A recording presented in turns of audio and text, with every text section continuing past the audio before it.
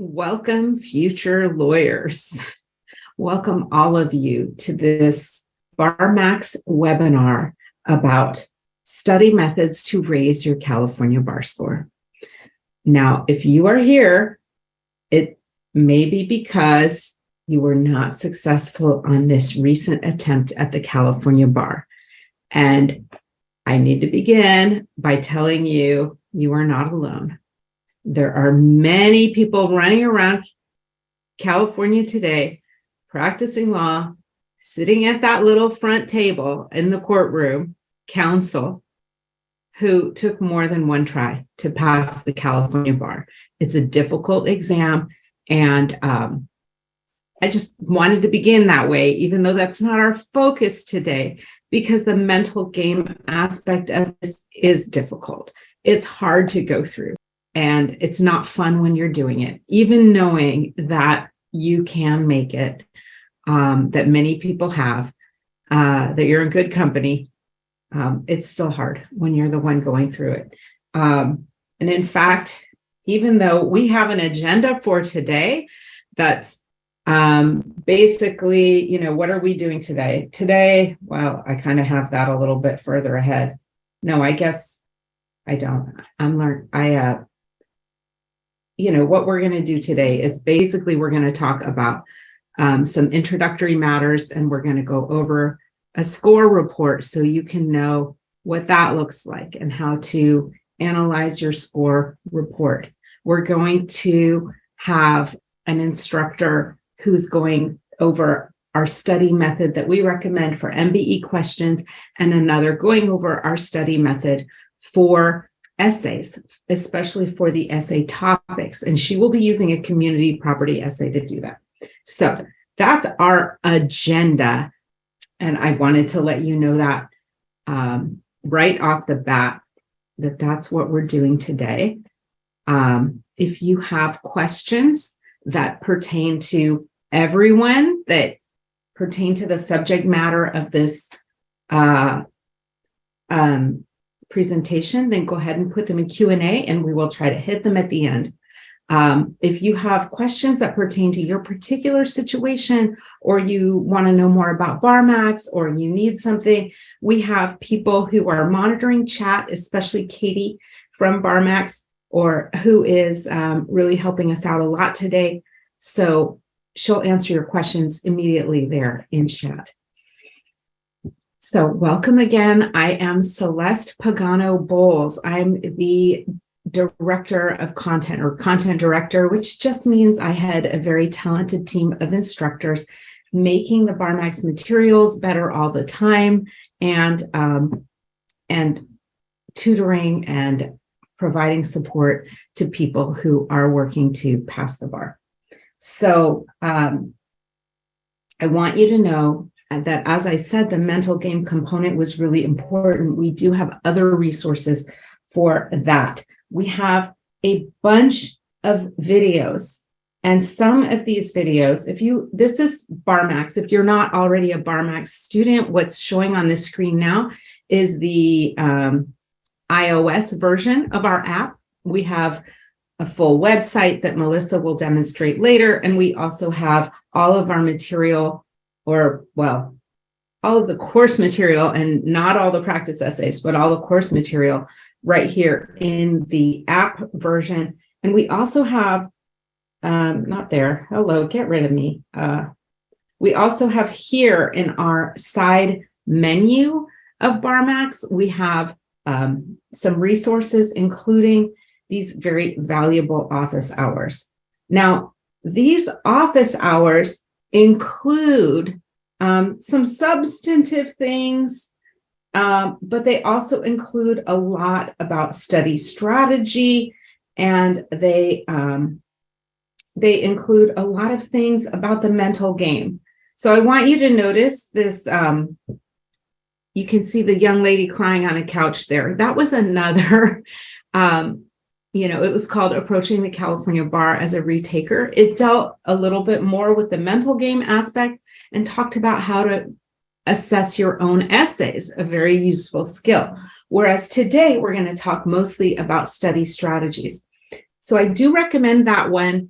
And that one is valuable because even if you're not a BarMax student, it's on our YouTube page. So Katie is going to post the link in chat. If you want to see that one, it's on our YouTube page.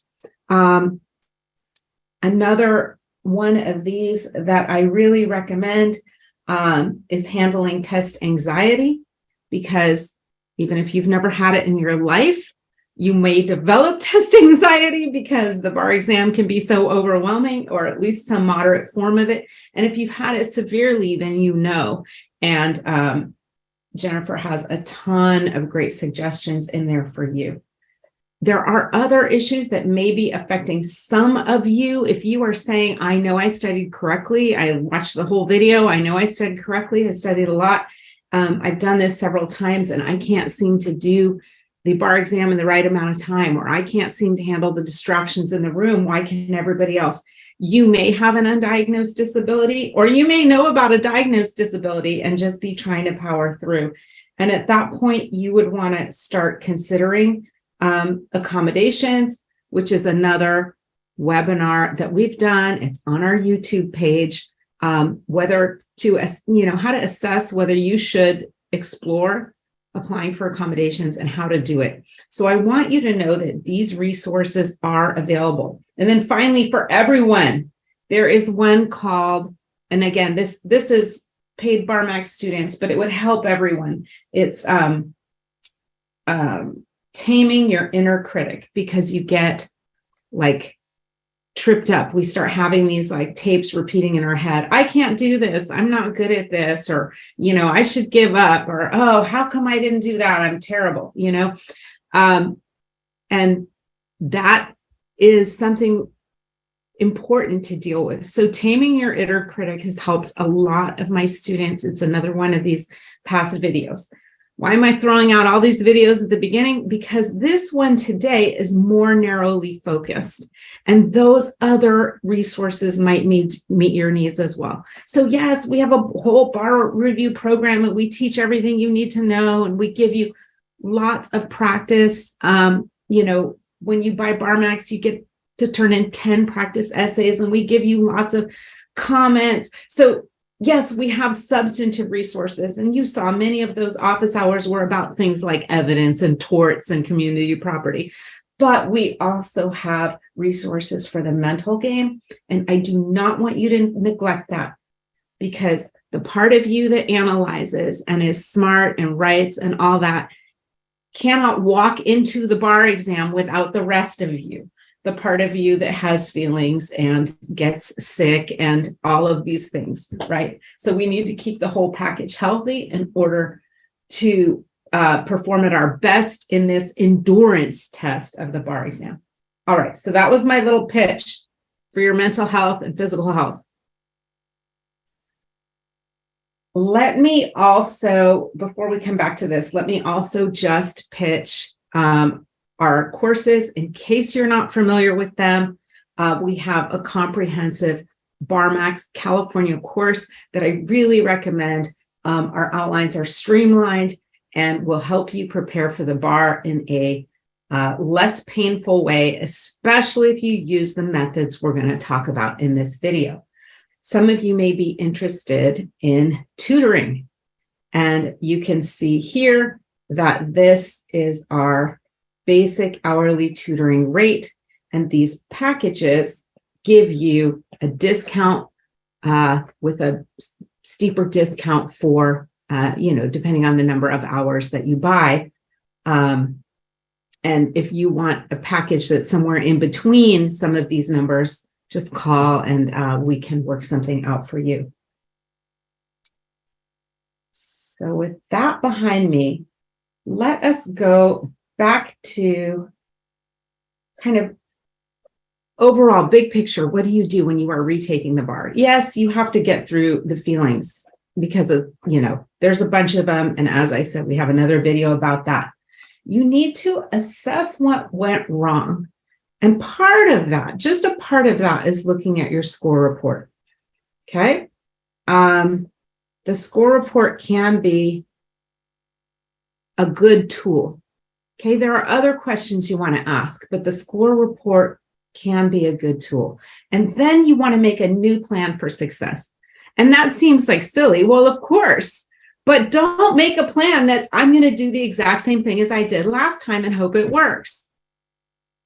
Come on, you are more logical than that. Let's find something new and help that to work for you. You know, what went wrong? How do we know what went wrong? Well, a lot of times it's one of these three things. You either had that test anxiety, an exam day crisis. I had a student, this was a UBE student whose plane got canceled.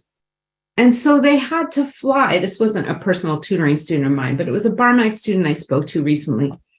They had to drive 17 hours the day before the bar exam and then take the test the next day. They were not in the right mental or physical shape to take the bar exam. I actually did a 17-hour drive. I wasn't even driving. I was mostly in the passenger seat and recently, and I was toast for days. So that's the kind of crisis that, you know, maybe you can plan, you know, if you have to fly out a couple days early just in case. But, you know, maybe somebody in your close family has passed away or some other crisis happens the week of the exam. That is one reason that people don't perform at their best on exam day. Sometimes people don't devote enough time to studying. They don't realize maybe how difficult and serious the exam is the first time, and they don't devote enough time to studying, or they've taken it before and they feel burned out. And now they're working, maybe they're working and parenting, and they haven't figured out how to make a schedule that works, right? So it's not just enough time, it's studying efficiently, because most of you do work for a living and you can't study all day long. So you want to study effectively. And really, this is the number one reason that people fail the bar exam. It's not that they're not smart enough. It's most of the time not that they didn't work hard enough. It's that their study strategies were not efficient and not effective for them. So that's why this is such an exciting webinar, and why I'm glad to have my colleagues here helping me teach it. I forgot to introduce you guys, but that's okay. We have Melissa and Catherine. You'll meet them later. These are the things that most often go wrong. And we, can give you great advice about the first two, but we have real concrete examples today of the last one. So I said I would talk about interpreting a California score report. Now, this one is from a past bar exam taker. It's a little bit special. And the reason this one is special is because this student scored very high, just below passing. 1390 is required to pass. Let's get 1390 is required to pass. So if I look at this person, big picture overall, I say, okay, this person only needs to make a few tweaks to go from a 1364 to that 1390 that she needs to pass. Okay. So when someone is really close, their essays get read twice, okay? And they take the two grades and they make an average. So, 60 plus 65, you divide it by 2, you get the average 62.5. So that's why there are so many essay grades on this one. You may only have, this column, which is fine. If you only have that, that's normal. So if you go, hey, how come my score report doesn't look like that? That was just because this person was so close to passing. But let's, if your score is that 1300 or above, you're close. You need to make some adjustments, but you're going to make it next time, right? Some tweaks, some adjustments. If your score is a lot lower than that, let's say below 1200, if your score is, 1150 or something like that, you need to make big adjustments. You may need to work with a tutor. In fact, you probably do need to work with a tutor. You may need to give yourself more time to study. You may need to buy BarMax if you tried another program and found it overwhelming. So for you in the lower range of scores, you are going to need to make bigger changes. It doesn't mean you can't pass, but it means you can't pass doing the same thing that you've been doing. It's not just minor tweaks. And I'm being very blunt about that because I want all of you to pass next time. Okay. So when you're interpreting your score report, do consider your overall score. Don't let it get you down, but let it tell you how much of a change do I need to make. Okay, now let's look at the MBE score next, shall we? This person's MBE, well, their scaled MBE is, let's see, 1367. That's the equivalent of getting, a 136.7 in other states. Okay, that's a decent score. It's honestly kind of in the passing range for most states. Respectable MBE score. We still want to see it go up by a few points because we want this person to pass next time, but, respectable score here. What do these mean? Percent below. What are all these numbers? Okay, this doesn't show the percentage of questions that you got right. It shows your percentile in the country. Let's take, for example, this student's strongest performance that time around, which is evidence. This means that 62.9% of people in the country scored lower than this person in evidence. In other words, this examinee put in a really strong performance on the evidence questions on the MBE. Okay, that is very strong. Most of the country scored lower than they did. However, when we go and look over here at real property, for example, real property right below evidence there is only 33.1% of the country scored lower than this person. And in criminal law, only 16% of the country scored lower.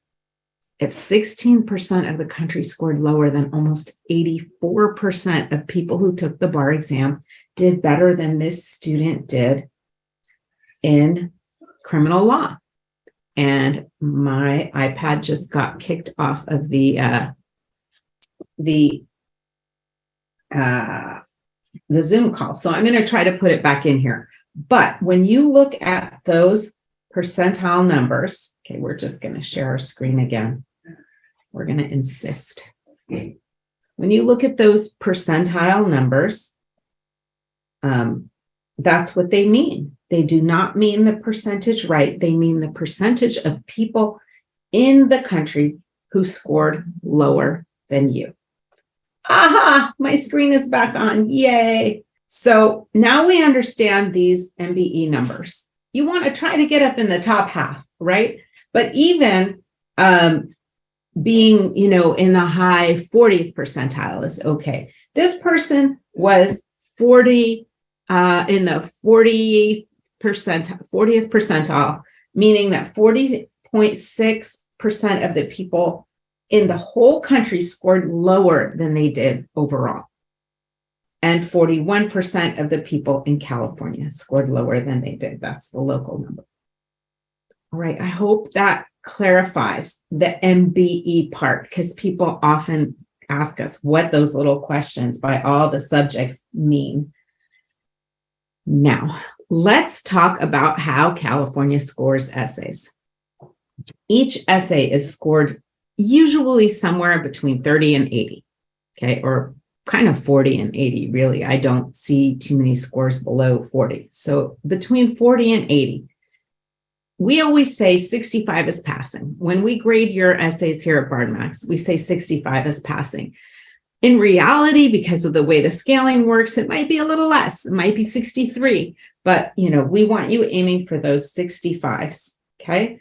The student, for example, performed remarkably well on essay number 5. We want to see lots of that. I'm wondering if this was an evidence essay, because we have a strength in evidence, and often those go together, right? Essay number 6. First of all, I barely even want to comment on the discrepancy between the scores here. It shows you that it is not always an exact science. The average score is what is supposed to be the most trustworthy. So here we have an average score of 57.5. How do they get from all of these numbers to all of these numbers? Because if you add them up, they don't come to that. Okay. Well, what they do is they take your PT, because essay 6 is the California PT. I'm sorry, I made that a little messy, didn't I? That California PT, they count it twice. Your PT, even though it only takes you 90 minutes and the essays take you an hour, it is worth the same as 2 essays. So when they are making your raw score, all they do is add up all the other numbers, and for most of you, it's only one column. As I said earlier, for most of you, it's going to be all right here in one row. They only regrade if somebody's very close to the passing line. So they're going to take those numbers, they're going to multiply the California PT times 2, and that will get the raw score.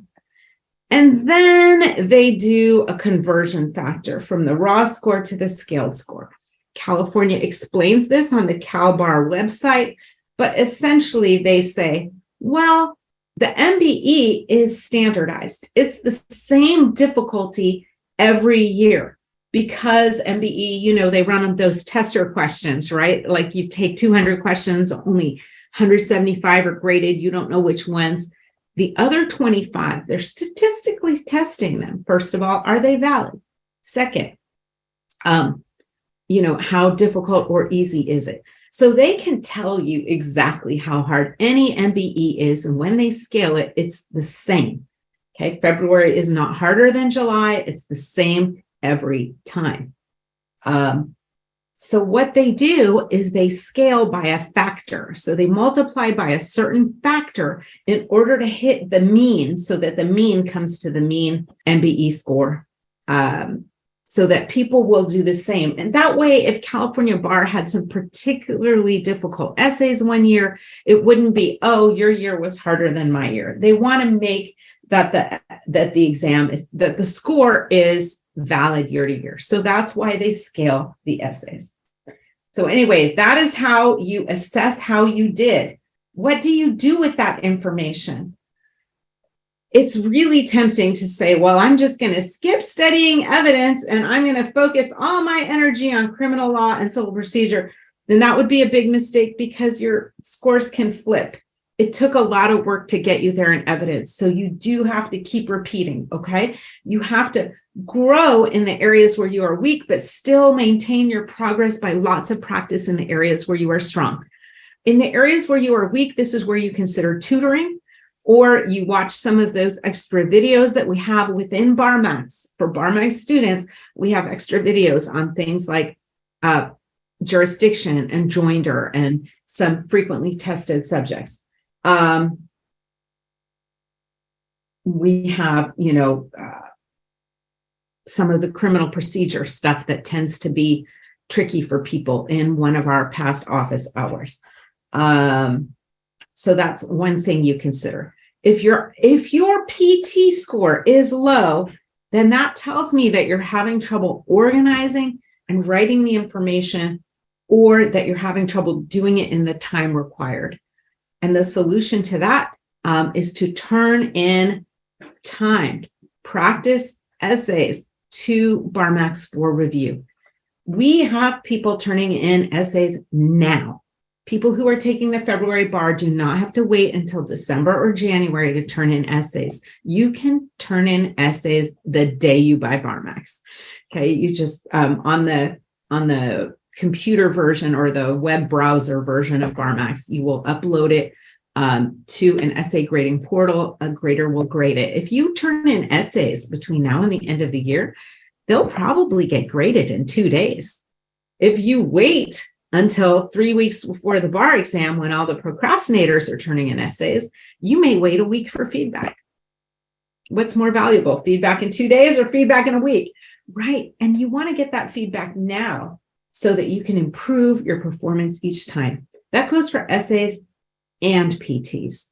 But if you're having trouble then you early on in getting your essay format or your PTs organized, then you can say, hey, this is an area where I want tutoring, and I'm going to jump in and buy some BarMax tutoring and meet with one of our instructors in order to, get myself solid on this issue. So maybe I need an instructor to keep me on track with a good study plan.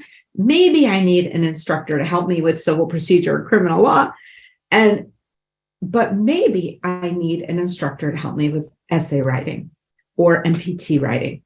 And if you need an instructor for all of those things, then all of our tutors are equipped to do all of those things. I hire some highly skilled people, which is a good transition into the next part of our presentation, which will be done by Melissa. Melissa, can you say hello? Hello, everybody. Hi, welcome, Melissa. Hi. Hello. When I talk about highly skilled people, I need to stop sharing. Melissa has passed the bar exam in 3 different states, 3 completely different bar exams, California, Michigan, and most recently she took Illinois, which is funny. We have that in common, but I took Illinois before it was the UBE. Melissa took Illinois as the UBE, and because she did that, I know that Melissa has the highest UBE score I've ever seen. I hire very talented people, but Melissa's UBE score was through the roof, and I suspect in the top 1%, although they do not release percentiles. So if you want a tutor who's smart and a great writer and loves keeping people on track with their schedule, you would be wise to get in Melissa's schedule soon because it fills. And with that, Melissa, we're going to talk about the study method that we recommend for people who want to improve their bar score. I've given all this advice up until now, but they came for you. So absolutely. Let me share my screen. Catherine just flashed her camera on. Hi, it was good to see you, Catherine. Hey, Catherine. All right. Yeah. Catherine's our other California tutor who will be teaching an essay approach today. And it's really cool. It's a way to use essays to actually learn the law. So not just to practice essay writing, but to learn the law. So we're going to let Catherine do that with a community property essay after Melissa talks about the MBE. All right, take it away, Melissa. Thank you, Celeste. Okay, so here's what we call today, right? Study methods to raise your California bar score. So let's take a look. Oh. So the first thing we're going to talk about is your active method study. This is what Celeste talked about with studying efficiently. Most of you work. Most of you have family obligations. Most of you don't want to study 12 hours a day, and you shouldn't. It's not effective. People who study that long, it's actually counterproductive because you're not efficient and you're not focused. This active study method is how you're going to be focused and be able to make the most of the study time that you can devote to the bar exam. What's the active study method going to do for you? It's going to increase retention.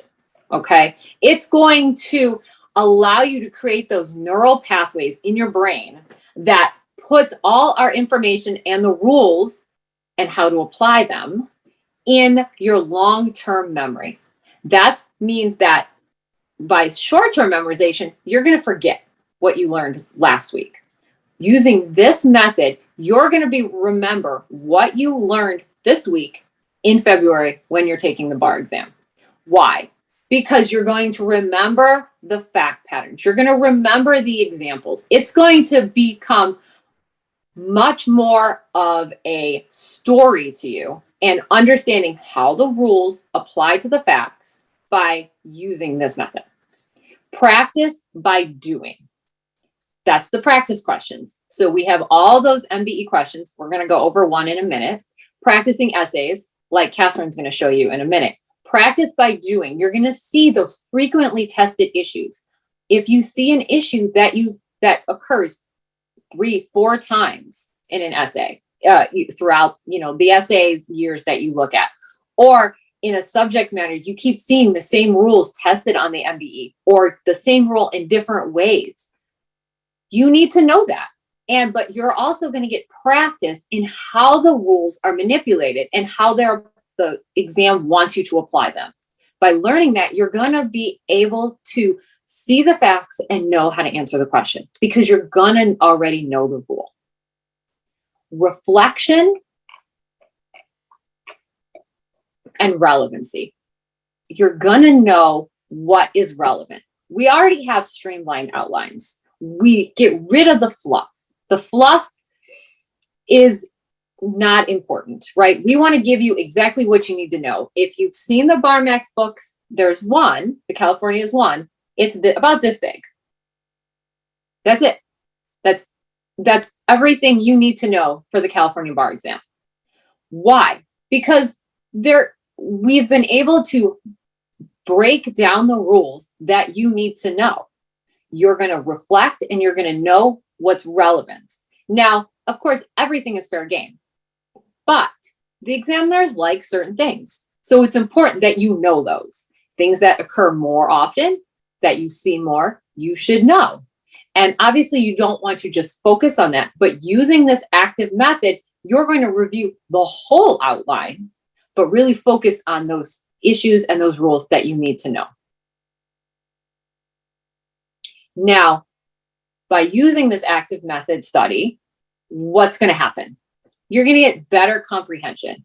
You're going to understand the rules better. You're not only going to be able to recite the rule, which is important, but know how to use it. So you're going to understand the concept, not just be able to regurgitate it on an essay or in your head. Because sometimes I have students who can tell me the rule, but have no idea what it means. You haven't quite mastered the application yet. And that's fine. That's why doing this active method is going to help you work with the information to better understand it. You're going to be able to better apply it. You're going to know how the rules apply to the facts. You're going to see how in MBE questions in particular, because that's what I'm going to demonstrate, you're going to see how to apply and see to pick those best answer choices that maybe right now don't always jump out at you. Better engagement. You're going to be better engaged and focused with the material. You're going to work with it. So lectures. Some people like lectures. Some people like to listen to them. As retakers, we're going to talk about that at the end. It's not something we recommend for everyone because if you're a BarMax student already, you've already probably listened to them. But some people enjoy them. Some people like to listen to them. It helps them. That's fine. That's passive. But how do you make it more active? By creating study guides while you're listening, using the outline. And you can listen to the examples and the professors who are wonderful talking to you about the material, but also creating these study guides engages you in that material. That way, you also create the study guide and can study from it, use it in your open book study method, and that way it's more engaging. Lectures alone are passive. So just listening to your lecture is not the most engaging for you. However, you only retain about 5% just listening to a lecture. Now, creating these study guides make it more active, but again, it's not the most active that you should be doing in your focused study time. The thing you most should be doing is practice questions.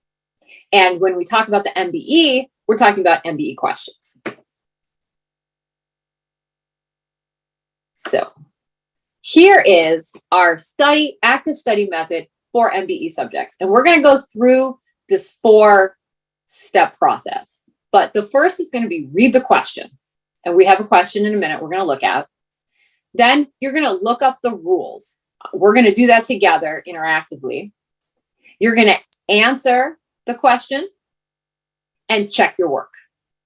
Now, for more information on that active study method, you can, and this open bar method that we're going to talk about, you can watch. We have another office hour, open book bar study exam, or open book bar exam study webinar that Celeste does, that really walks you through a lot more of the details of why it works and how to do it as well. So you can go ahead and check that out if you want more information on that.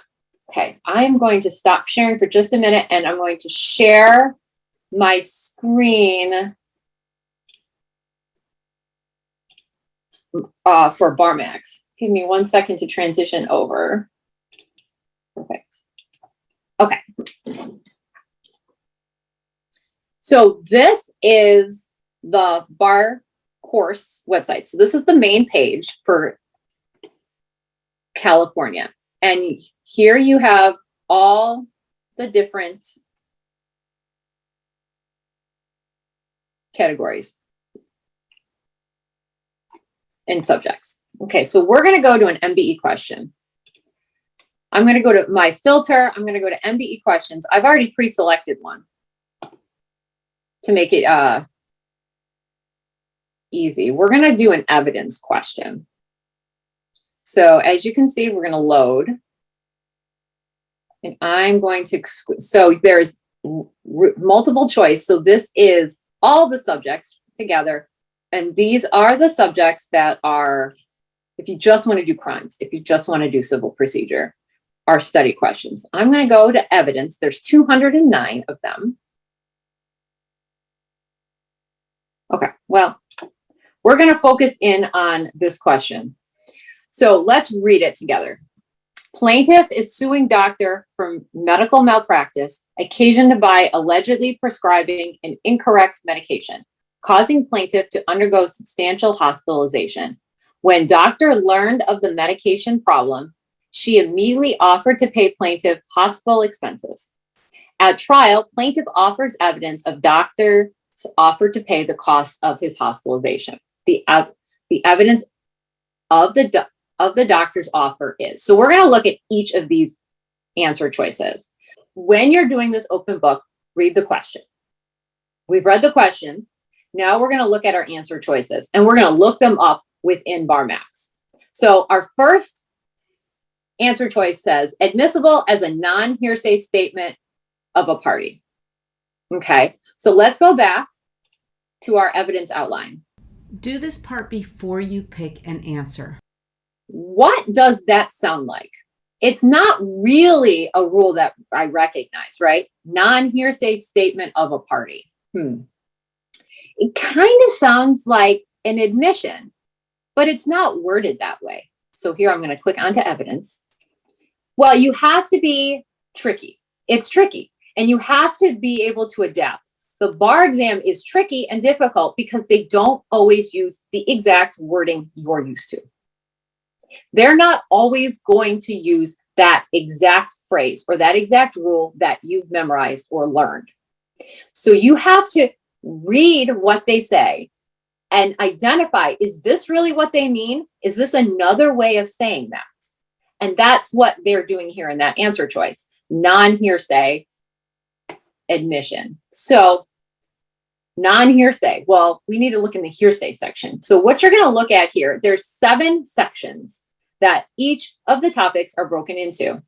This is evidence, logical, legal relevance, public policy exceptions, personal knowledge, testimony, character evidence, hearsay. And then California has an additional section where there's California distinctions you need to know.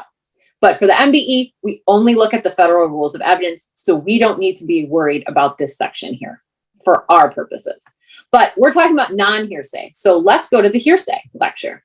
And the lecture has the outline, and you can play the lecture with it. We want to talk about non-hearsay. So let's search. You can search right here, non-hearsay. Let's see. Oh, nothing came up. Okay, what else? Remember, we said it was like admission, right? So let's search for that. Oh, here it is. Perfect. Under hearsay exemptions. So when you're looking up these rules, you want to read the whole section because you want to make sure you don't miss anything. And this is additional review and reinforcement. You're learning while you're doing the questions. Remember that one question, one MBE question, can test you on at least 20 rules. That's crazy, but it's true. So you want to be able to take the most out of each question by looking and reviewing all the different concepts that it's raising, even if it's a wrong answer choice. So let's take a look. Hearsay exemptions, admissible because not hearsay under the federal rules of evidence. Now, in here, California, we have talks about the California distinctions. It's great to think about, but it's really not relevant when we're thinking about MBE questions. California rules of evidence only recognize exceptions. Again, not applicable here. Opposing party statements, sometimes called party admissions, can be any statement of a party when offered into evidence by the opponent. Okay, statement by a party or by someone whose statement gets attributed to a party when offered by a party opponent. So that's our rule. Then there's vicarious statements. We didn't have that in our fact pattern. Remember, we just have plaintiff and doctor. There aren't anyone else. So we don't have to worry about someone else being attributed to the doctor. Here's our vicarious admissions. And then we move on to prior statements of witnesses. So this is the rule that we want to see if it applies. So let's go back to our question, go back to our filter, click on our MBE questions. Oops. I don't think that clicked. There we go.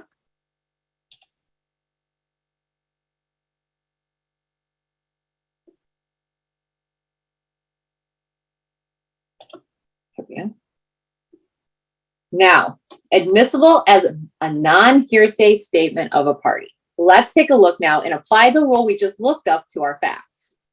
So who is offering this evidence? Plaintiff offers evidence of doctor's offer. So the opposing party is offering the statement of doctor. Okay, we have that. Is doctor a party to the lawsuit? Yes. So it is a statement of an admission because it's a statement by the party, the doctor, and it's being offered by opposing counsel. So, hey, it's admissible. It's not hearsay. It's a statement of a party. True. But you don't want to pick the first answer.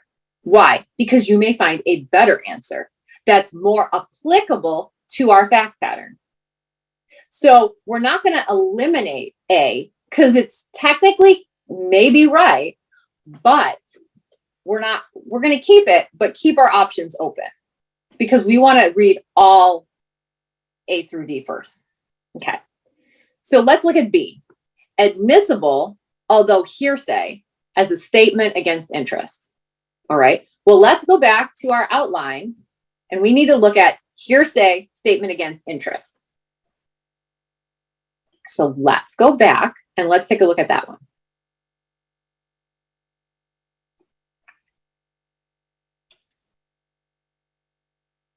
And what you can do when you're doing this on your own, because this is going back and forth, you could have your outline in your book or on your computer. You could be answering questions on your iPad or your phone.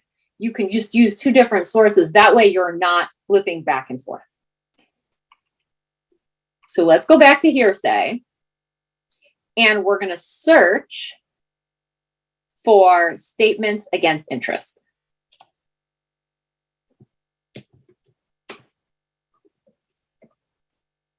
And there we go. Perfect.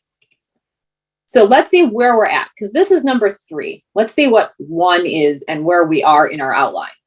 Okay, we're under hearsay exceptions, declarant unavailable. Okay, so let's read through this really quickly. If the declarant is unavailable, then the former testimony, statement against interest, and dying declarations are hearsay but admissible, as are statements of a declarant who is unavailable due to the wrongdoing of a party. And here we have the reasons why someone is unavailable. So good things to review: privilege, death or illness, attendance cannot be procured, refusing to testify, or failure of your memory. Here's an example that an exception we don't need to worry about because that's not the answer choice, form or testimony. So let's scroll back down to here. Now, statement against interest is admissible if at the time the declarant knew or reasonably believed the statement was either against the declarant's financial or ownership interests, declarant, or would have subjected the declarant to criminal liability. All right.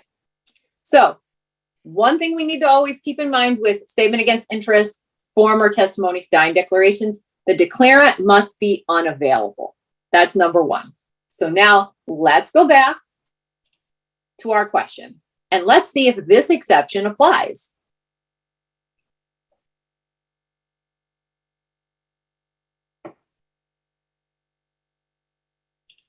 We're going to go to filter.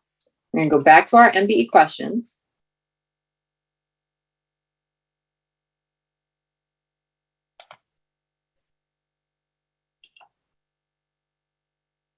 We're going to click on evidence and we'll go back to our question. And let's look at B. Now, admissible, although hearsay, as a statement against interest. Well, what's the first element that we need to look at when we look at statement against interest? The declarant has to be unavailable. If you review the facts, is there any facts that tell us the doctor, who is the declarant, is unavailable? No. Now, some people tend to get confused and will say, well, it doesn't say he's available. True, but it doesn't say he's unavailable. If that's the issue the examiners want to test, they will give you information. They may or may not say he's unavailable, but they'll give you facts that apply to one of those 5 reasons why someone could be unavailable.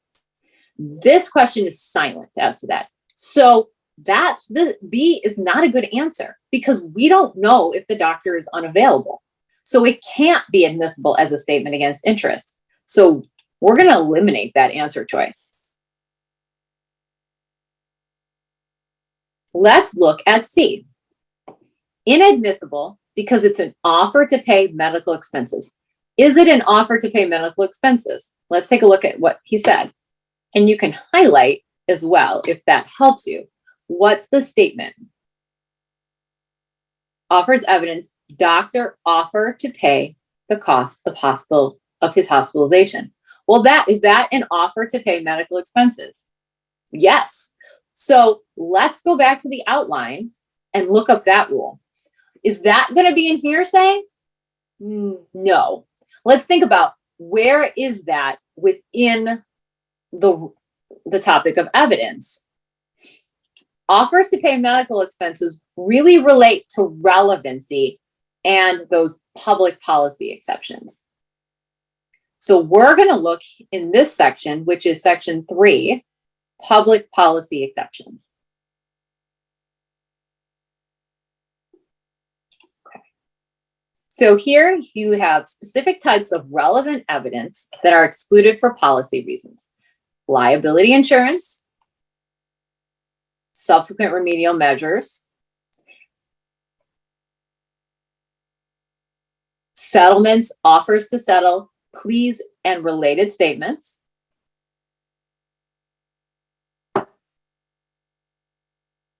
Here we go. Offers to pay medical expenses. Here we go. It's at the end of the section of the outline. Let's look at it. Offers, evidence of payments or offers to pay medical expenses. Inadmissible to prove liability. It's inadmissible to prove liability for injuries in question. However, related statements are admissible. The policy is to encourage payment of victims' medical expenses. But the rule limits evidence of payments and offers to payments to medical expenses. It does not exclude other statements made about the case during the same conversation. Now, this and offers to settle are often tested together, and that's D, which we'll get to in a minute. But what does that mean? It means that if I say to you, maybe Celeste and I get into a car accident. I hit Celeste's car and I'm so sorry. So I say, Celeste, I want to pay your medical expenses. It was my fault. Now Celeste sues me for negligence. My statement offering to pay her medical expenses, inadmissible to prove I was negligent. However, my statement after that, it was my fault, absolutely admissible. It's an admission. And if Celeste is offering it against me, it's an admission offered by an opposing party.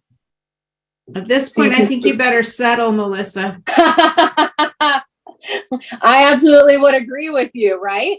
So you be careful when you're looking at that. You want to make sure that you don't get caught and think everything is inadmissible. All right, so let's go back to our question. And let's apply our rule here that we just learned and reviewed to our plaintiff and doctor's case. MBE questions?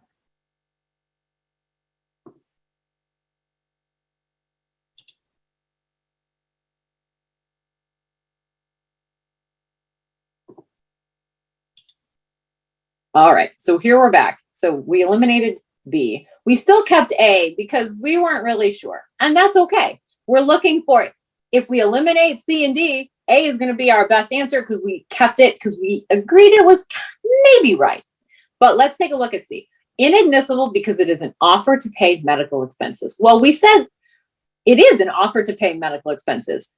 Plaintiff, our doctor offered to pay plaintiff's medical expenses, the cost of his hospitalization. That's it. Did doctor say anything else? Like in my example, I also admitted it was my fault. Did doctor do that?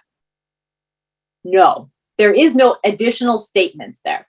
So his offer to pay cost of hospitalization is an offer to pay medical expenses. So under this public policy exception, it's inadmissible. Is that what C says? Inadmissible because it is an offer to pay medical expenses. That sounds right. So let's keep that one. Let's look at D for a minute.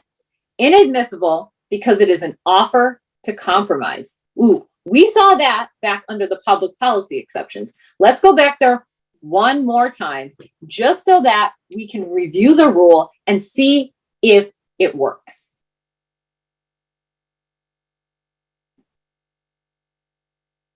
One thing you might be tempted to do is to jump and just answer the question if you think you found the right answer.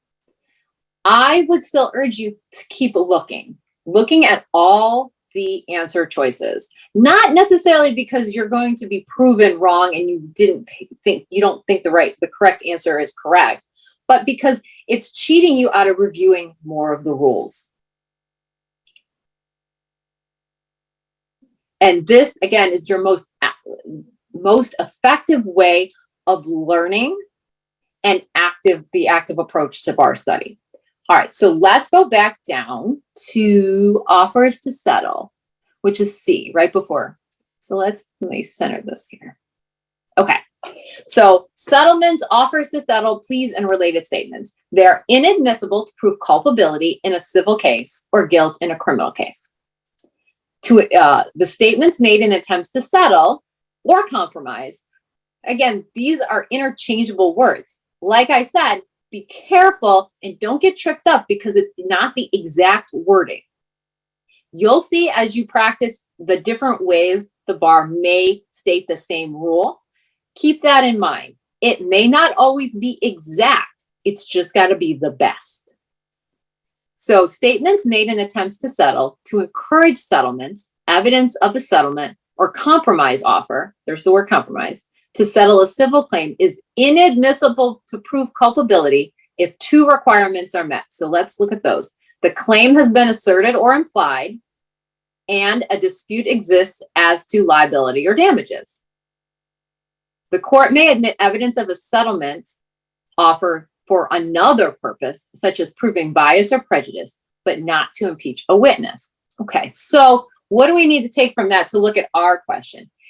An offer to settle.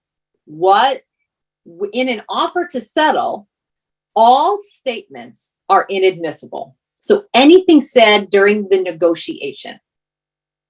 So in my previous example, I had an offer to pay medical expenses and an admission of fault, right? And we said that that admission of fault was still admissible. But if I said something like,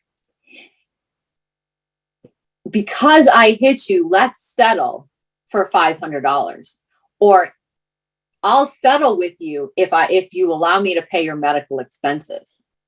Be careful. That's the most tricky fact pattern that you'll see within these two. I'm offering to pay your medical expenses, but in order to settle.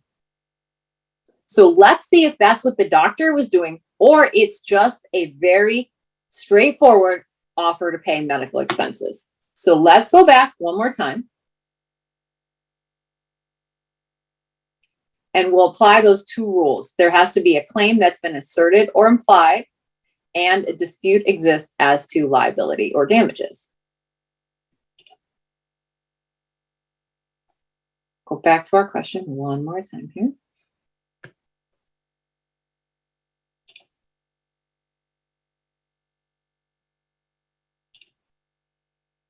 Okay. Let's look at our facts. When doctor learned of the medication problem, she immediately offered to pay plaintiff's hospital expenses. Did she offer to pay the medical expenses to settle? No. How do I know that? Because it doesn't say it. I'm not inputting extra information. That will lead you astray. You need to only answer the question based on the facts that you're given. So there is no offer to settle. It's just a straightforward offer to pay medical expenses. So we said B was not correct. We just eliminated D. We kept A because we said, well, it is an admission because the doctor said it, and the plaintiff offered it. But remember the hierarchy of evidence. It has to be relevant first. Only relevant evidence is admissible. And remember, the public policy exceptions say these are exceptions to the relevance rule. So even though it's a non-hearsay statement of a party, you don't get there because it's not relevant under a public policy exception. You have to get through the relevancy analysis first in order then for all the other rules of evidence to apply. So that's why A is incorrect. So once you've gone through A, B, C, and D, you've decided on your answer, which is in our case, inadmissible because it's an offer to pay medical expenses. Let's choose it. And when you get it right, it shows up in green. And it also has an explanation as to why it's correct. If you ended up getting it wrong, that's okay. It will tell you why the answer is correct, and then you can figure out what went wrong. So when you answer the question, you answer the question is step 3. Step 4 is check your work. Well, I got it right. What do I have to do? Well, you still need to make sure you answered that question correctly for the right reason. You may have answered it correctly based on dumb luck. It happens, right? You have a 25% chance by just picking a letter. So you need to make sure that you answer the question correctly for the right reason. And in some, we have explanations for why the wrong answer choices are wrong. If there's questions there, understand why you answered. If you answered it wrong, and figure out why you answered it that way and what tripped you up. Maybe going back to the outline. Maybe you misapplied the rule. Maybe you misread the facts. One of the easiest way to get a question wrong is misreading the facts or speed reading and not paying close enough attention. So just pretend and just really take care. This process is not quick in this open book study method. It is supposed to be time consuming. It's because you're working with so much material and you're applying it, and that takes time. So in this little box, this is your timer. Ignore it because you're not answering these questions for time. Okay. Now, the last thing I wanted to talk about with the question and checking your work, what if you still have a question about a question? Like you don't understand something. You can go to the message boards right here. I'm actually going to go to a different question to showcase that. So give me 1 second. Let's go back out here. And I'm going to show you a message board, a more recent question. So you can see, we're going to go to torts. And you can see there's 257 torts questions. So we're going to go all the way across to question 144. This question, if you've done torts questions in the past, may look familiar. It's a famous fact pattern that has lots of variations about the storekeeper who he has saws that he makes new ones with new saw blades. So he repurposes, and it's about products liability. So if you had a question about this, you're going to click on the message boards and you click on right there. And that's going to take you, this one has a lot. And this has lots of different headings from over the years of different questions students had.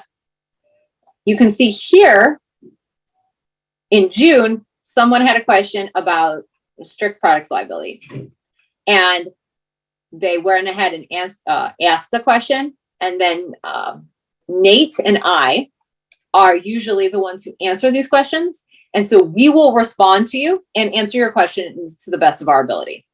If you don't see your question after looking through all these, that it still didn't answer what you really wanted to know, click on Start Discussion up here on the top right.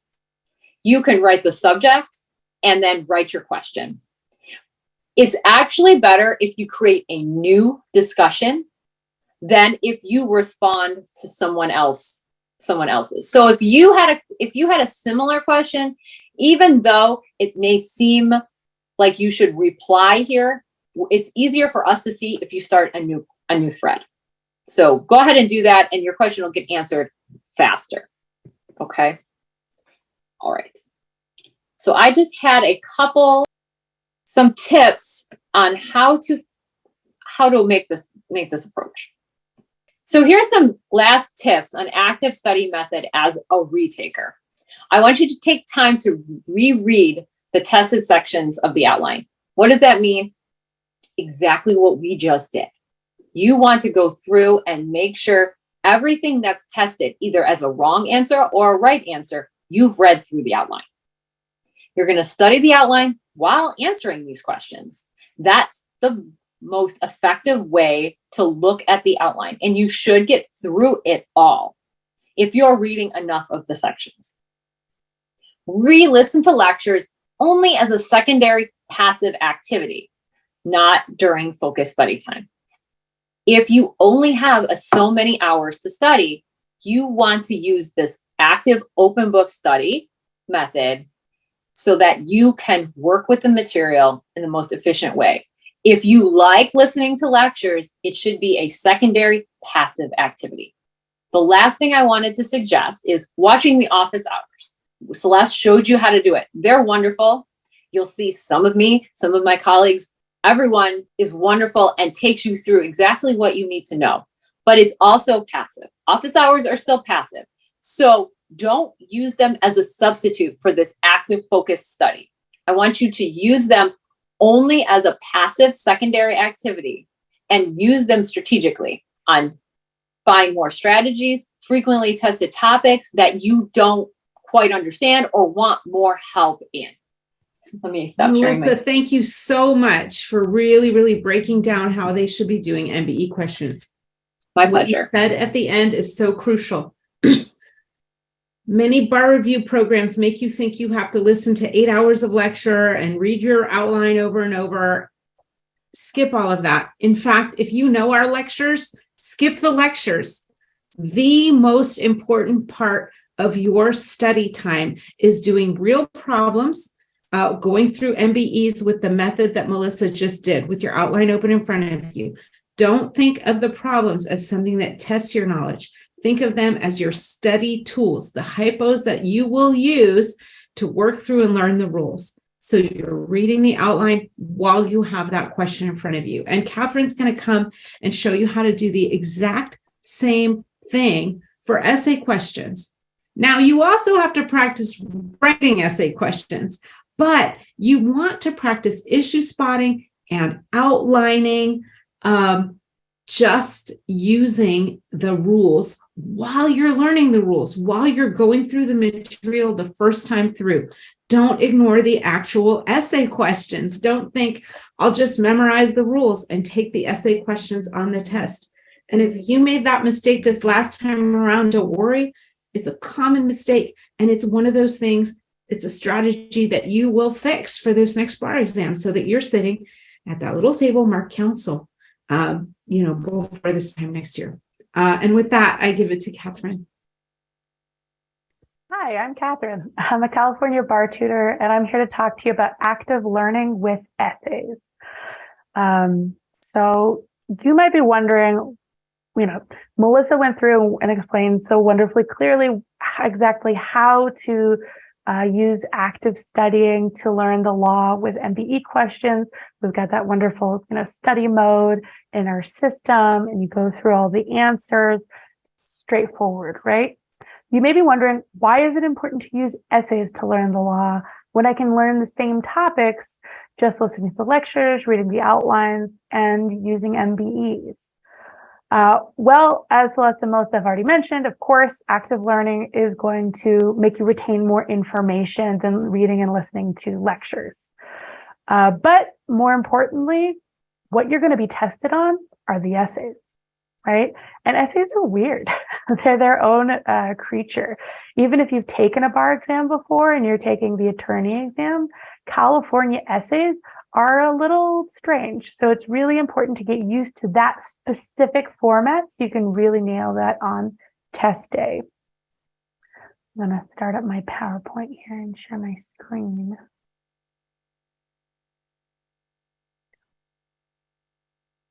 Okay. All right. So, as I was saying, you'll see as you work through the essays that there are certain tricks that'll help you with essays on particular subjects. So the sooner you start getting exposure to what's out there, the better. Active learning with essays comes a little less easily to some students, I think, for a couple of reasons. First, I think it hurts more. With MBE questions, you can try and figure it out using open book learning. If you're being really diligent, you're going through every single choice, and then you click an answer choice, you're wrong or not, and then it's over. You figure it out from there. With essays, there's nothing on the page until you get there. And so if you're not familiar at all with the area of law, I think it can feel a little bit more like you're grasping at straws. And we law grads tend to be a bit type A. So if the result isn't immediately beautiful, it can be tough to deal with. As I'm going to talk about a little bit more later, though, it's actually crucial to get past those perfectionist tendencies at every step of the way with bar study, but especially during these early stages of open book active studying. You have to learn not only new information, and a lot of it in a few short months. Hopefully it's not all new, but like for some of us, it's as though we're learning subjects for the first time, even if we took a class on it in law school. You also have to learn new skills along the way, and you just don't have time for perfection between those two things. You have to learn to run by running. Second, I think people feel like it takes too long. California essays, of course, at full length are an hour. That's why with essays, we recommend a slightly different method than with the MBE questions.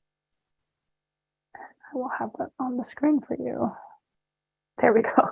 So as you can see, the first two steps are the same. You're going to read the question, look up the rules, but then instead of writing out the entire essay every time you're doing this, you're just going to outline the question. And that way you can get exposure to various different essays without going through the entire amount of time. All right, so first read the question and you issue spots. So just like with MBEs, you want to be careful to read the question slowly and try and figure out what the bar examiners are trying to get at with every single fact. I recommend writing a little mini issue outline before you even look up the rules. That's what helps me. And again, don't be afraid to be wrong. Being wrong or not remembering and the process of struggling to try to remember actually helps you.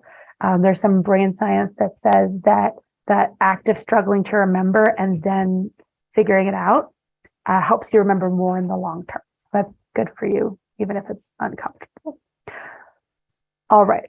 So here I have a question picked out for you guys. And Melissa went through the website beautifully, so I'm going to stay in PowerPoint unless something unexpected occurs. All right, so we don't have time to go over this entire question together, but let's just start out, all right? Okay, so in 2008, Henry and Wendy married in California. Neither had saved any money before marriage. So here I'm thinking, well, maybe this is a community property question because they're talking about property and, you know, what the status quo was prior to marriage versus after the marriage. So there's some facts here. It says, at the time of the marriage, Henry had a monthly child support obligation of $1,000, which was deducted from his salary for a child from a prior relationship. Got it? Okay, I know I need to look up the rule for child support. In 2010, Wendy accepted a job at company. At that time, she was told that if she performed well, she would receive stock options in the near future. In 2011, Henry inherited $100,000. He used $25,000 to buy a necklace that he gave to Wendy as a holiday present. Now, let's say I remember what community property is, okay? And I remember, inheritances, those are presumptively separate property, actually. So we're walking in assuming that $100,000 is separate property, Henry's separate property, meaning it's not part of the marital economic community. Okay, it's just his. And then he takes $25,000 of it, it's a lot of money, right? To buy a necklace for Wendy. Well, using the tracing rule, the source rule, it's coming from that inheritance. So normally that would stay separate property. It would stay Henry's separate property, right? But then he gives the necklace to Wendy. So maybe that makes me think, well, why would they mention that unless it's going to come up? And then sure enough, you could see the very first question they asked is they ask us to characterize the necklace. All right. And I see we're running a little low on time. All right. So here you can go to the list of subjects and scroll down to community property. Here you want to click on actions, right? Because it's something that is changing the characteristic of property, right? So it's something happening, it's action, right? All right, and we can take a look right here. Okay, so that's this is how you change the form of property via a marital agreement, also known as a transmutation, which I like that word because it sounds like a magic spell. Transmutation is an agreement by a married couple to change the form of property, either from separate to community, community to separate, or separate property of one spouse to separate property of the other spouse. Agreements before January 1st, 85. It was okay for them to be oral, but I see now it has to be written under current law. It's not valid unless it's made in writing, signed by the adversely affected parties. That's the party giving away their stuff, right? The party losing property rights. And it needs to expressly declare the ownership change. It can't be like implied, right? So it can't say like Merry Christmas. That's not quite good enough. But like Melissa said, we want to keep reading. And here you'll see, oh, there's an interspousal gift exemption. Hopefully, you want to listen to the lecture and have reviewed this so you can kind of at least know where you're at, know what to look up basically, or have some idea of where things are on the outline. But here I can see, okay, there's an interspousal gift exemption that's exempt from the writing requirement if it's a tangible article of a personal nature, like clothing or jewelry.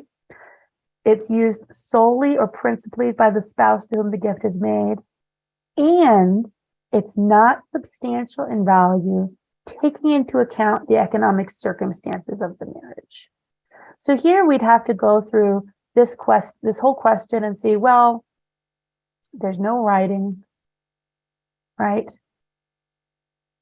But what are the circumstances of their marriage? This is somebody who has an inheritance, he's getting some bond income, and so you would do that whole analysis. Now, when you're just learning the law, you're not going to do the complete analysis section, right? You're not going to write the whole essay. So what could that look like? Well, here's an example of what your outline subsection could look like. So you would write the issue, right? Transmutation and the interspousal gifts exemption to the transmutation requirements, which is that writing requirement for a transmutation, right? So here's just what I maybe would write while doing this. After 1985, so must be in writing. 25K necklace was a present between spouses, so may be exempt. However, 25K is a lot of money, reasonable in the context of this marriage. So it's just kind of very briefly laying out the issues, and then we move on to the next one until we've outlined the entire essay. Then afterwards, and this is very important, you always want to review the model answers, and that's both model answers. One thing that some people don't realize is that the model answers can be very different, and they're both exemplary or exemplars of what the bar examiners were looking for, right? So even if one is hundreds of words shorter or longer than the other, they're both excellent. And if you see any issues that are covered in only one model answer, that tends to mean it's only a minor issue, and you shouldn't feel bad if you missed it or be concerned if you missed it. All right. Now, and as you read and compare more and more model answers for a given subject, you will also notice that there are trends for how successful essay writers address certain types of questions. Now, if you're actually writing out the essay, your finished rule statement might look like this. So you can see, even our full rule statement is kind of distilling down that outline into exactly what is applicable to this question. So here, our finished rule statement, if we were to write out the essay, might say transmutations in agreement by a married couple to change the form of property. These agreements must be expressed and in writing, signed by the adversely affected spouse, and then go through the requirements for the interspousal gift exemption.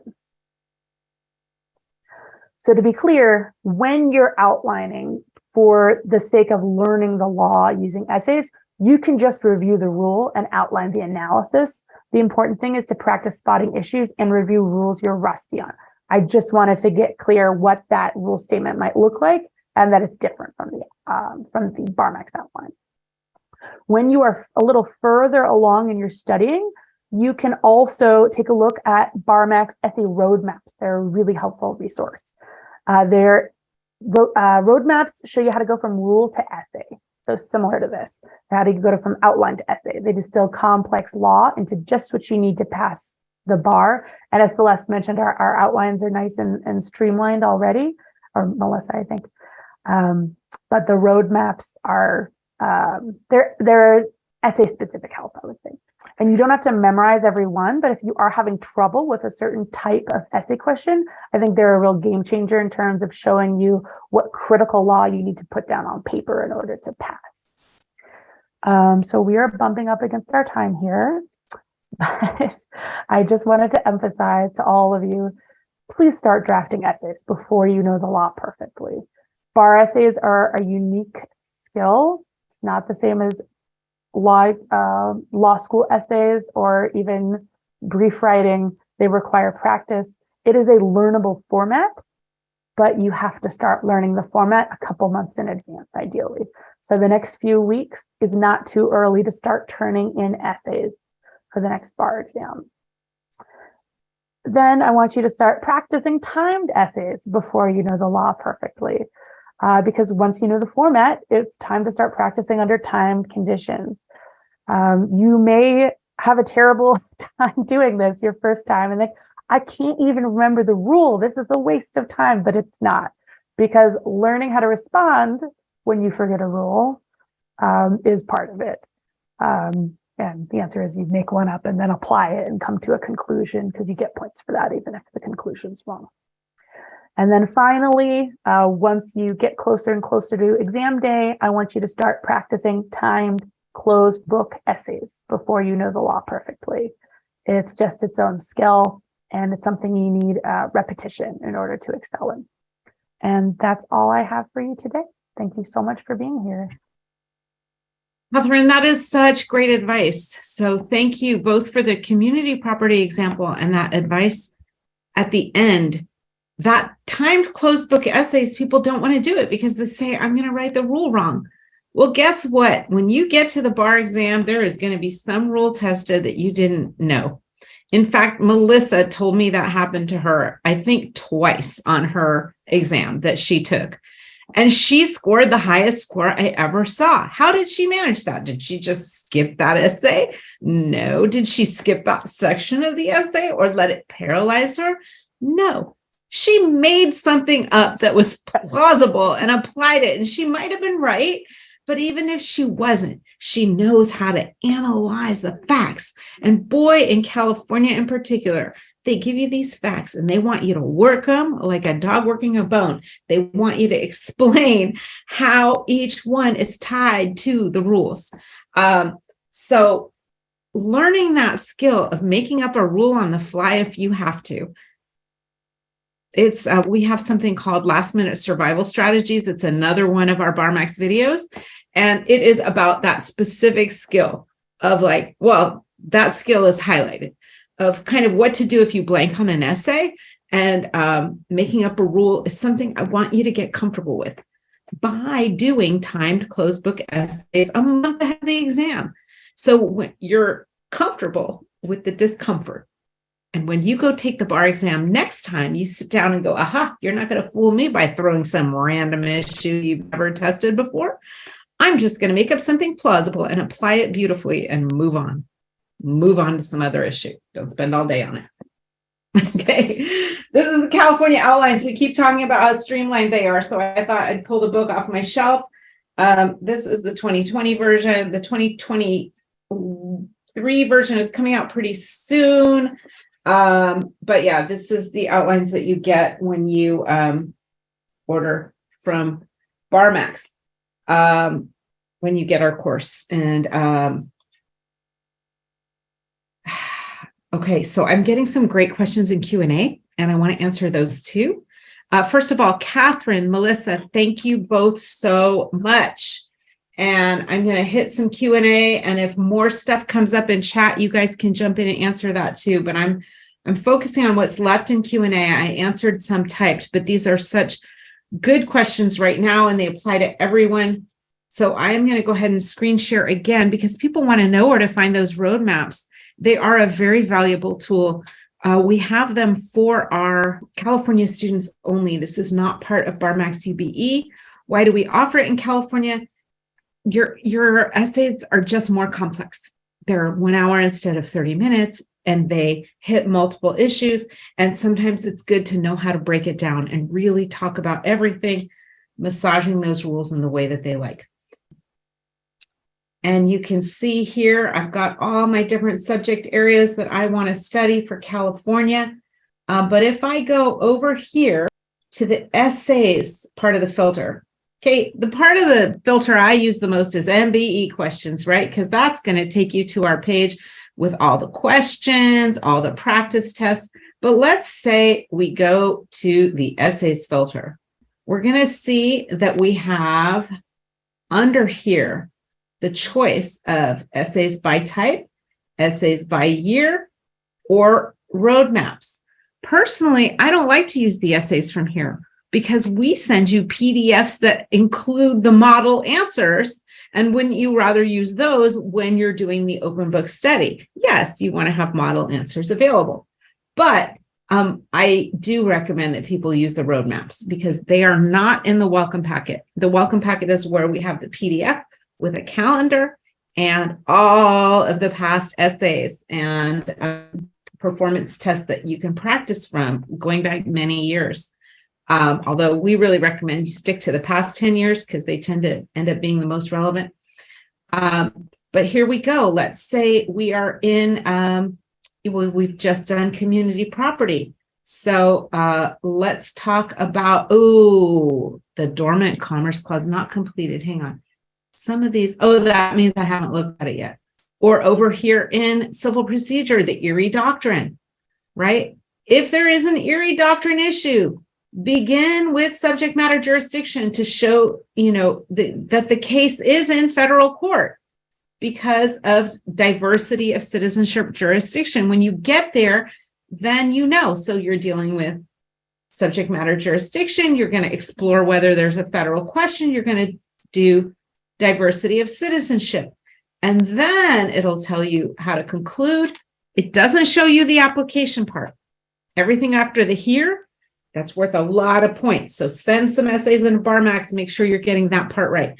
That's the part that our graders really want to see you do so that you can get, rake in those points when you take the exam.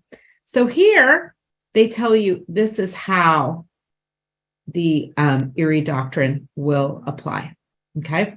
And so you can see it doesn't just give you the Erie Doctrine, it gives you, the Erie Doctrine and kind of what will go around it when that is, what is likely to be the issues that what are likely to be the issues that you need to tackle on that particular essay. And we have that for so many subjects. Now, we have videos as well. The videos, unfortunately, right now they are not indexed. But if we go to, you can filter, we have, since there are more than 100 old videos, it's good to filter by your subject. But let's say we just filter for essays, okay? And we want to look at the videos that are available in BarMax. We have 4 videos, and this is our co-founder and CEO, and I consider him our BarMax guru. He just calls himself my colleague, but really he's awesome, and that's Mayron. And he is teaching. Some of you may have been in touch with him lately. If you're calling us, he's anyway, fantastic. And he does a fantastic job here teaching the first 3 of these BarMax California Essay Roadmaps videos. They don't go in order. They are, it was kind of a series. You can see they were all very close together 3 days in a row. So people were emailing or putting in chat, hey, can you do one about this? Can you do one about that? So it was very interactive. It was what people wanted. But you can watch him working through those roadmaps and hear his mental process. So if that helps you, then watch those videos. And then we have another instructor who did a 4th video on that. And we have, other issues related to essays, the one about making up a rule, a basic one about IRAC. If you are coming from the very beginning, how do I set up an essay with issue, rule, application, conclusion? How do I do that anyway? Beatrice, who is one of our current BarMax California tutors, teaches that one. So that is where to find the roadmaps and the office hours that are related to roadmaps. Now, Eric asks an interesting question. Is it possible to submit a practice essay only in outline? Would this be helpful? And I think it would not. Okay, most of our graders would give it a poor score because they're not looking at just an outline. They're looking for an overall essay. I think this would be a great thing to go over with a tutor. If you can buy BarMax tutoring and maybe look at that Black Friday deal next weekend and figure out whether that is something you want to pursue. I would say that's something great to go over with a tutor to work through your outlines. But if you want to self-check an outline, then what you're going to do is you're going to take the model answers and you're going to look, what are the issues that they identified? And then look at your outline and go, did I identify the same issues? And if you went deep to the level of rule statements or conclusions, like, would I have come to the same conclusion for the same reason? And did I have the correct rule statement? But if you just have an outline showing even just your issue spotting, it can be really helpful to compare that to the model answers. And as I guess Catherine was saying, looking at lots of those is going to give you an idea of what, and Melissa said that too, of what is tested over and over again. You will see people just spitting out the same language year after year after year. Van Camp and Pereira, man, year after year. So, if they like that language, then spit out that language. If I registered to an earlier test and I'm a retaker, will I get access to the 2023 update? There are not that many substantive changes. In fact, if you look in here, you'll see that online in constitutional law, for example, let's just talk about substantive changes. Whoops. Thank you, Professor. If we talk about constitutional law, and we're looking at substantive due process, I'm showing on my screen here abortion and right to bear arms. We'll just note that there were some changes to both of these areas of law this year, one even more so than the other. So you'll notice that on my screen, this new language is in red.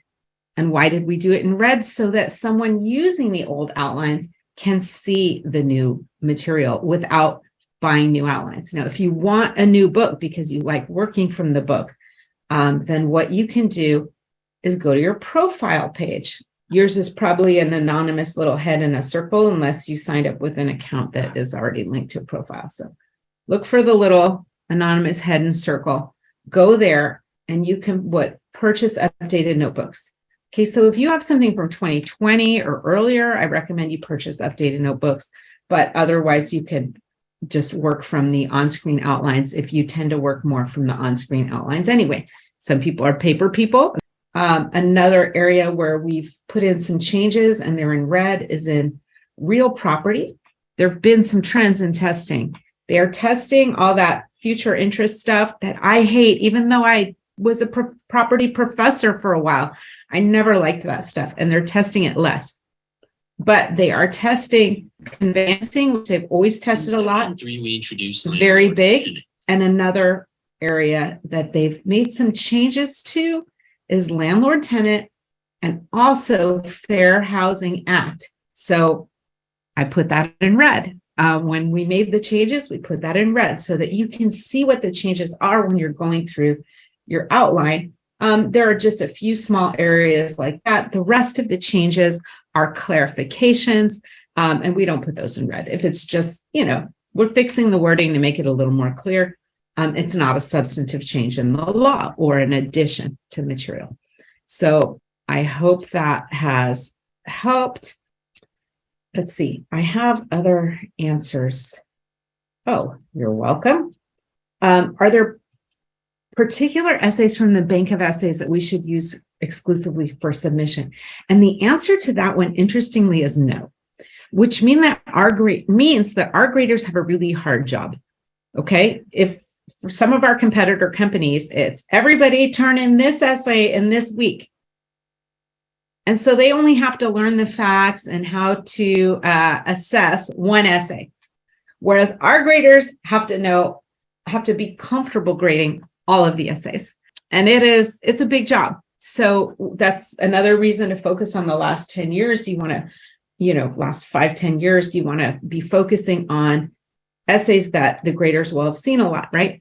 And they're more like current essays. You can turn in any essay at any point in your bar study, starting from the day you buy BarMax. So that is pretty cool. You can turn in any California PT from July 2017 to the present. Why that date? Because that's when they switched to the 90-minute PT format they use now. Now, what if you say, gosh, I want a lot of PT practice. Those 8 or 9 PTs or whatever is not enough for me. I want more. Don't worry. We also give you all of the MPTs. You have something like 20 years worth, really more than you need, of MPTs. And if you want to use one of those for practice, for example, if you saw a BarMax video about Monroe, a simple torts PT, and you want to start with that, then do it from the MPT packet, because it's a 90-minute PT, very similar to a California PT. Okay, so you can turn in any essay, and you turn it in right here. You click this little, I don't know if it shows in the left menu, you see that little piece of paper. That's what you want to click in order to submit an essay. No, if you are a return BarMax student, if we click purchase new notebooks, it will give you just the outlines, and it will be at a charge of $99. I think it's either 99 or 100, which are two very close numbers. So yes, for a new book, you will need to pay a new price for a returning BarMax student.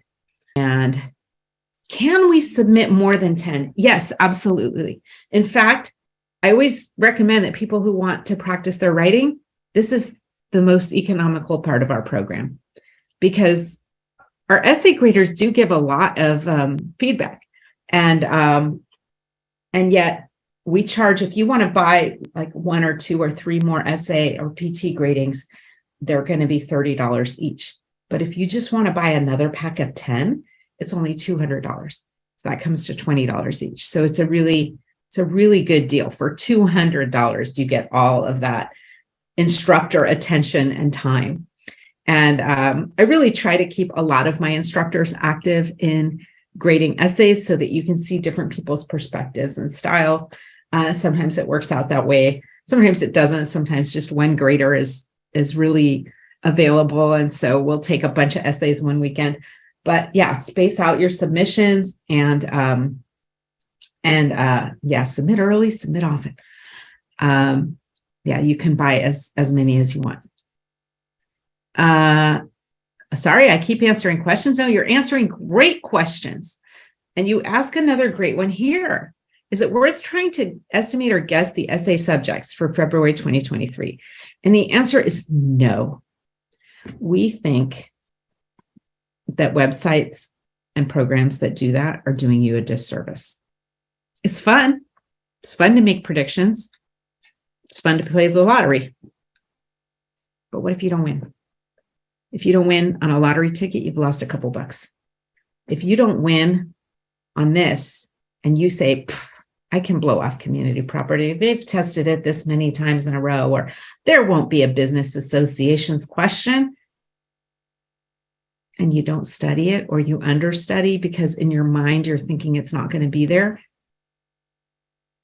you don't want to torpedo yourself that way. There's only 5 essays, right? Be ready for all of them. You want to be ready for an essay in any topic that they can test, that they can throw at you. Prepare for the whole exam, okay? It's not worth estimating or guessing, I love it when I guess and I'm right.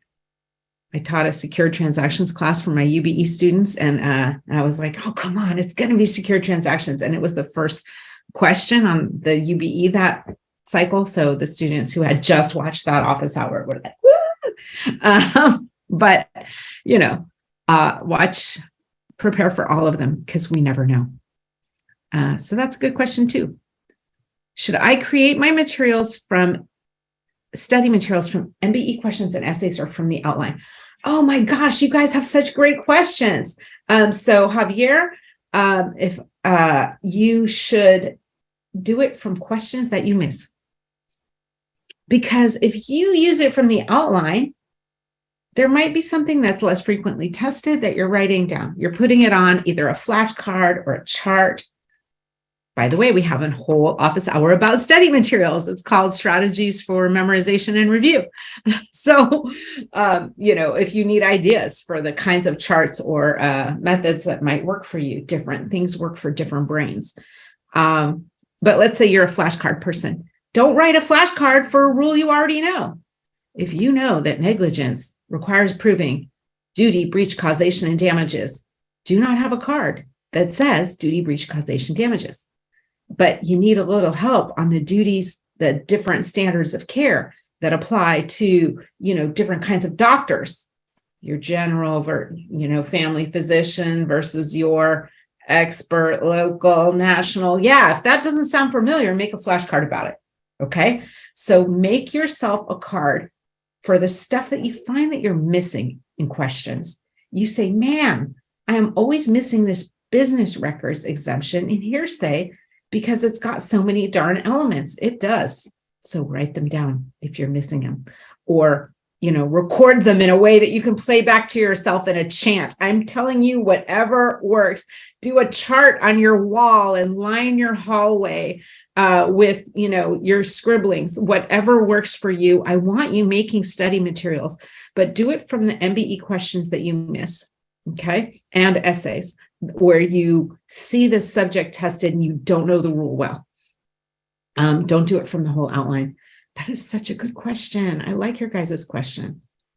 Is it worth listening to the lectures? If you graduated from law school 25 years ago and are a foreign qualified lawyer, Philip, I think yes. Come on. If I hadn't been teaching this course, there are definitely some things from law school I would not remember now. I think evidence would be near the top of the list, right? I mean, I know evidence law pretty well because I've taught the bar exam for, the last 5 years straight. I had to think about it. 4 years straight. I've been doing nothing but teaching the bar exam, and I took a bar exam in 2015. So, but man, if I hadn't had my head in that law, and there are going to be areas of law that you don't have your head in. And being a foreign qualified lawyer, Philip, if you are in a common law country, some of the rules of contracts, for example, liquidated damages clause, there's just things that are different. So I would say listen to the lectures, but do it as a secondary study activity. That is the time of day that your brain is the most focused, do questions. But when you're making dinner or getting some exercise, because I graduated from law school over 20 years ago, and come on, use it or lose it, right? Taking care of yourself in other ways, then yes, if you have to drive long distances, listen to the lectures then, okay? Don't do it as a primary study activity. Oh, also, some of them can be sped up. Arthur Miller, Civil Procedure, amazing, especially at 1.5 speed, okay? He talks very slowly, at least for me. Okay, you liked my lottery analogy. Philip said, I knew that was the answer. Any subjects I should start with? I've been listening while driving. Okay, so you can do the subjects in order, which is what our calendar does. I actually sometimes recommend that people kind of get warmed up with subjects that are easier for them. Torts and criminal law tend to be more concrete. And then boom, you move into criminal procedure, the second half of crimes, and you're in the US Constitution. So it's harder. And, some of it's familiar. You watch any TV, you have the right to remain silent, right? And some of it's not familiar. The exceptions to the warrant requirement and search and seizure, difficult stuff. So then you're kind of easing into difficult stuff, right? Towards crimes. And since you're in the Constitution anyway, why not do constitutional law next? So it doesn't really matter the order you go, but it's important that you kind of cycle through the material, at least twice. Okay. So give yourself a schedule where you're going to cycle through all the subjects twice. And there is a calendar within BarMax that you can use. as sort of a guide, but it starts in December. So take those assignments and spread them out over the days that you have. And it is not necessary to do the subjects in that order. By the way, the BarMax calendar, someone asked, can I do any essay? The BarMax calendar does recommend specific essays to get you acclimated to each subject. So do those essays, especially the one that says write. Make that the first essay that you try to write in that area of law. But it only gives you 3 per subject. And there are some subjects where it's going to benefit you to go to flip through at least, outline, issue spot 10 professional responsibility essays. Not even kidding, 10. And so just pick the last 10, the more essays you look at in something like constitutional law, the more you'll recognize what issues California tests and how frequently. Takings clause. Okay, take care. Bye-bye. Let's see. Okay, that was Philip. And should I do my active study in the morning to condition myself for the actual time of day? I think, Eric, I don't know your work schedule, your life schedule, your taking care of children schedule. You know what I mean? This can be very personal. For a lot of people, early in the morning is the best time. But I think for now, look, we're in November. Do it when your brain is at its best. If your brain is at its best in night, don't worry about conditioning for November and December. Start thinking about conditioning after the new year. Start thinking about, ratcheting that bedtime back and all of that in January. If you're a night owl, if you're doing your best studying from 8 p.m. to 1 a.m. California time, then you're going to want to switch it sometime in January or February. Don't wait until a week before the exam and say, okay, I'm suddenly a morning person. Switch it sometime in there. And do your practice tests to the extent possible at the time of day of the exam. And if you really need endurance practice, do at least 1 full day of practice tests, even if it's essays in the morning and MBE in the afternoon, which, the real exam isn't like that. You've done the real exam, or most of you have. So the real exam is a whole day of writing and a whole day of MBE. But to give yourself at least 1 simulated day of the full day, especially if you didn't just take the exam, then it's a really good idea to kind of get used to that. It's almost like marathon training. If you have ever run a marathon, I haven't, I've run a half marathon, but if you know anybody who's run a marathon, they build up the length of their long runs. They do a lot of short runs, which is kind of the equivalent of us doing, 20 MBE questions open book, right? But they do long runs and they build up the distance of those long runs. And then they do that up until 2 weeks before the real race. And then the week before the race, they rest a lot. And that same sort of rhythm should apply to you, because there is a real endurance component to this test. So other good questions. I really like your questions, guys. Let me see. We are like way over time. We're at almost 2 hours, but you guys have been fantastic. Black Friday sale is for everyone. You can buy BarMax tutoring, whether or not you are a BarMax tutor. Does BarMax have the last 10 essays for PR? Yeah, you should eventually get to where you just download the July 2022 exam isn't in the welcome packet right now, but you should kind of, download and look at the exams from February 2022, July 2021, February 2021, the 2 exams from 2020, which were odd, it was February and October, was it? Anyway, 2020 was jacked up, as you may recall. The 2 exams from 2019. Take these last few years and just look at everything in those exams if you haven't looked at it yet. And remember, they test professional responsibility every time. So if you look at the last 5 years of exams, boom, you have 10 professional responsibility questions. They test it every time. It's the only thing you're guaranteed to get. But other than that, we don't make predictions.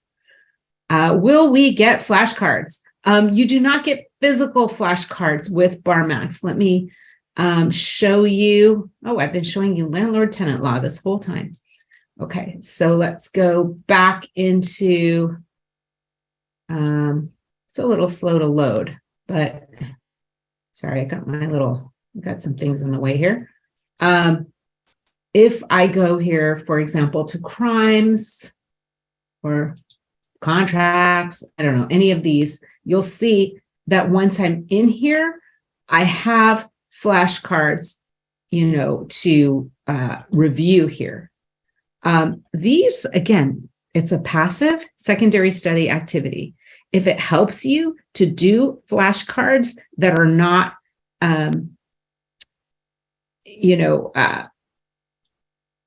things that you've written for yourself, then fine, then go through them. Okay, it has to be a statement of fact. So let's say I missed that. Oops. When is the statute of fraud satisfied by judicial admission? Did I know it? Did I not know it?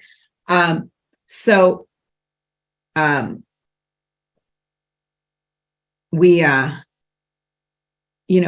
can put whether something is correct or incorrect, and that way it will be sorted into piles for us. And we can go through and we can either review all the cards again or just the ones we got incorrect last time. And then we say, oh, wait, if I know the answer to this one, I'm going to put it in the got it pile. And then it won't appear next time I go through it. So they're really good for creating a set. You can also say, okay, now instead of doing them in order, I'm going to mix them all up. I'm going to shuffle the cards within this set, but we do not send you physical flashcards. We want you, if you're a flashcard person, making physical flashcards of the rules that you miss in questions or that you have trouble stating for the essays. Let's see.